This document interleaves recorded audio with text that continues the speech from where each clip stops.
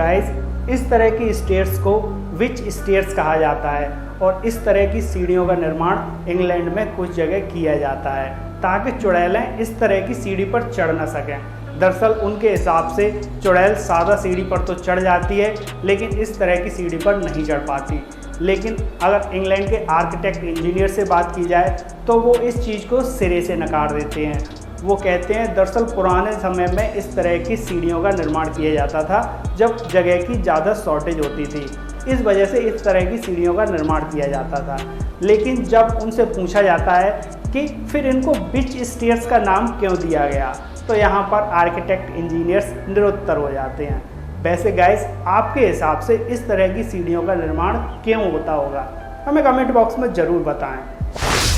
वैसे तो फांसी की सज़ा अपने देश में बहुत कम दी जाती है, लेकिन अपराध बहुत ही भयानक और घिनौना हो तो न्यायपालिका के द्वारा ये सज़ा दी भी जाती है।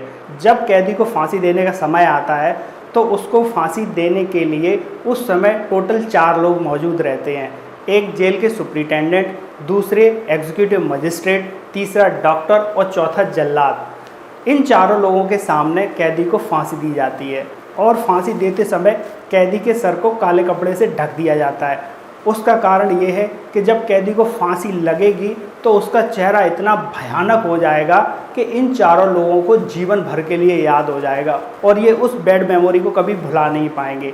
और फांसी लगाने से पहले जल्लाद कैदी के कान में जाकर कहता है कि मुझे माफ़ करना, मैं आदेश से मजबूर हूँ, और कैदी को फांसी लगा दी जाती है। आपने सनकी तो बहुत देखे होंगे लेकिन इससे बड़ा सनकी नहीं देखा होगा।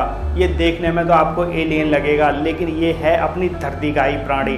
इसका नाम है रोल्फ बूचहोल्ज और इसकी एज है 62 साल। इस व्यक्ति को अपने शरीर पर मॉडिफिकेशन कराने का ज़बरदस्त शौक़ है।